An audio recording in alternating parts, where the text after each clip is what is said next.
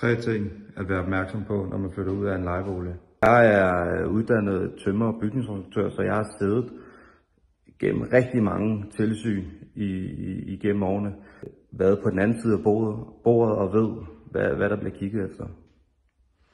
Nummer 1. At være opmærksom på, at vægge er spartlet og malet ordentligt. Både huller, ridser, snavs, kuglepen, tus, hvis man har børn, på væggene er fuldt dækket.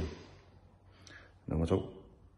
Gulvet står pænt, uden hakker, ridser, at det er blevet malet, olieret eller lakeret ordentligt. Der ikke er nogen blamager eller noget, der er størknet eller løber af den slags. Nummer 3. Slutrengøringen er gjort helt ind i krogene. Støv er fjernet, hvor du ikke kan se det. Blandt andet toppen af dørene. Der er ikke så mange, der tænker på toppen af dørene. Afkalke armaturer, riste, prikken over i'et, hvis man skal være rigtig kreds.